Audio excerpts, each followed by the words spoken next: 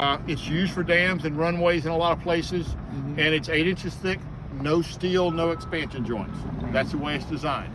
We're going to be looking at that as the dam safety portion of the study we got going on right now to see if it will hold up with 2 foot of water passing over the top of it. Or around the edge of it. Okay, around the edge of it. That's exactly right. Yeah. So we did have, like you said, we had water go around the edge. Right. It was not high velocity. No. If it went over the top of it, it's going to be pretty high velocity. Right. So that's where we're worried about it coming apart. Now, if that did fail for some reason and the dam washed out there, at the end of the RCC, at the dam end of the RCC, not the end, we have actually a sheet piling cutoff wall. So that erosion would stop there and not continue on down the dam. So we'd release some, but we wouldn't release the entire reservoir in an uncontrolled fashion. So when you talk about waterways of the U.S., I mean, where you have a control of, does that include flood zones?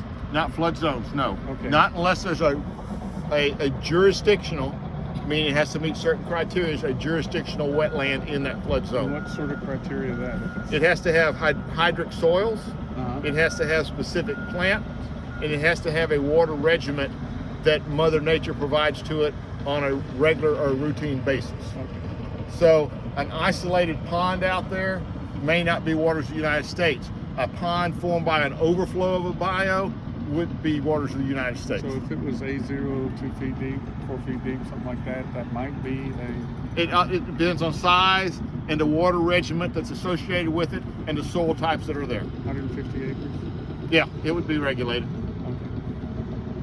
It'd be regulated. Even a man-made pond after a few years is regulated. Is it? Yeah. A golf course?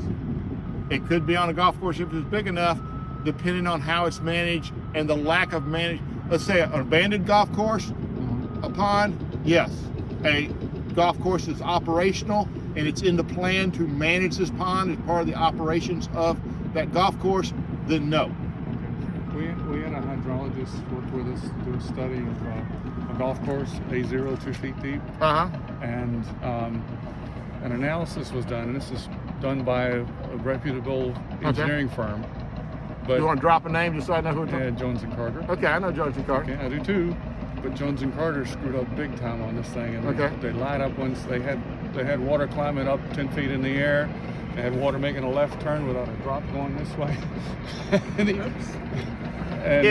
It's okay. Again, I've got some geology, I've got some hydrology as my natural resource management background, and I'm also a canoeer. Okay.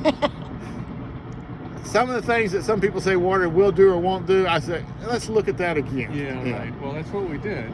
And we went to Harris County, we sat down with them and said, you know, this isn't possible. The physical laws of nature have been violated all over the place here.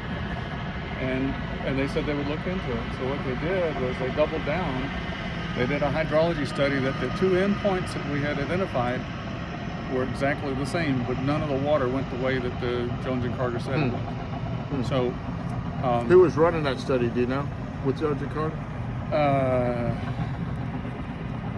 I could get a name. No, that's okay. But I just wondered if I worked with them before. I don't know off the top of my head. Well, one of our residents against flooding engineers went to school with Jones and Carter. Jones. Okay. So I don't know Jones or Carter. Yeah. I did know Steve Costello when he was a young engineer. Yeah. Years ago. Oh. Years ago.